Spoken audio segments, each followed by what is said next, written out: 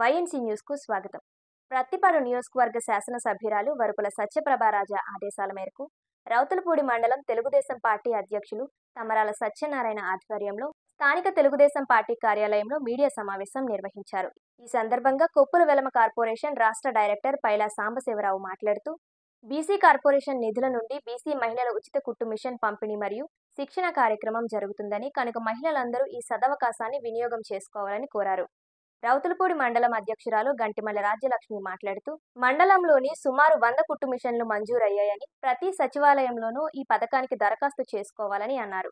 బీసీలకు 49, ఓసీలకు 25, ఈబీసీలకు 26 కేటాయించారని ఆమె అన్నారు.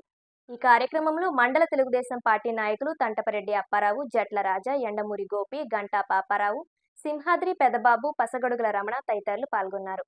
సభ్యులు గౌరవనీయులు శ్రీమతి వరుపుల సత్యప్రభారాజా గారి ఆదేశానుసారం రౌతులపూడి మండలంలో మహిళా సాధికారతను మహిళలకు శిక్షణ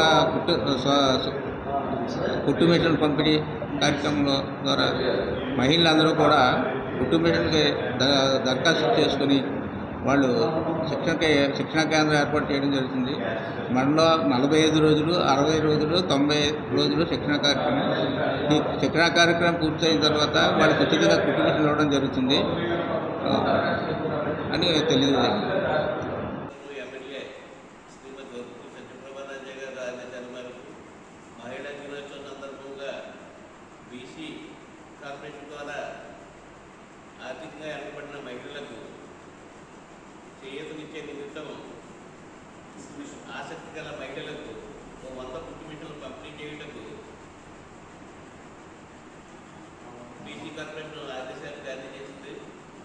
ఆసక్తి గల ప్రతి మహిళ సచివాలయంలో కానీ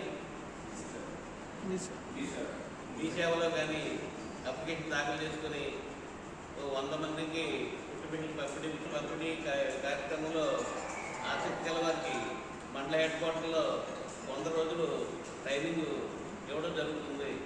ఆ ట్రైనింగ్ పూర్తి చేసిన ప్రతి మహిళ ఉద్యోగ కుట్టు మిషన్లు ఏర్పాటు చేయడం జరుగుతుంది.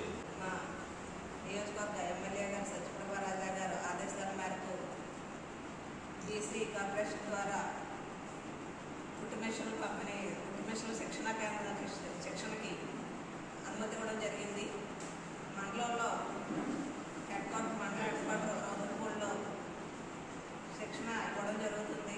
బీసీకి 49, ఓసీకి 26, వెనుకబడిన వర్గాల వారికి 26, మొత్తం 100 మందికి శిక్షణ కార్యక్రమం జరుగుతుంది.